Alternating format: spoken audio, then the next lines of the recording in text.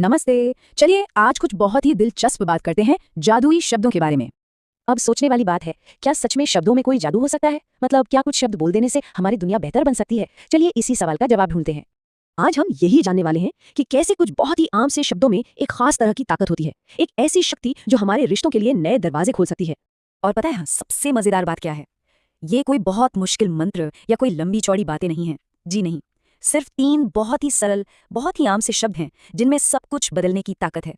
तो चलिए अब पर्दा उठाते हैं और जानते हैं कि आखिर ये 3 खास शब्द हैं कौन से। ये शब्द हैं कृपया, धन्यवाद और माफ कीजिए। हम सब इन शब्दों को जानते हैं, है ना? लेकिन शायद ये इतने सीधे साधे हैं कि हम अक्सर इनकी असली ताकत को, इनके जादू को नजरअंदाज कर देते हैं।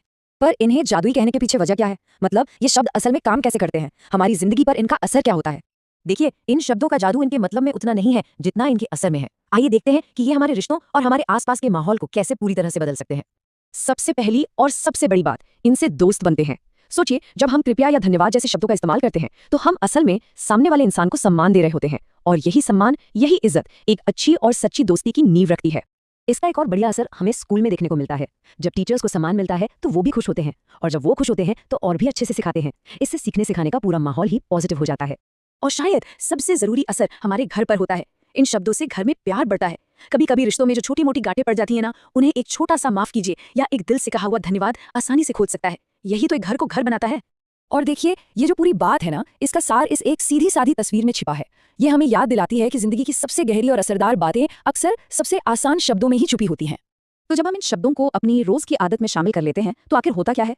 इसका नतीजा ये होता है कि हमारा व्यक्तित्व ऐसा बन जाता है जिसे हर कोई पसंद करता है। और सबसे अहम बात यही है कि जो बच्चा ये जादुई शब्द बोलता है वो सबका प्यारा बन जाता है। ये सिर्फ अच्छी आदतें नहीं है, बल्कि ये एक ऐसा इंसान बनने का तरीका है जिसके आसपास हर कोई रहना चाहे, जिसे सब प्यार करें।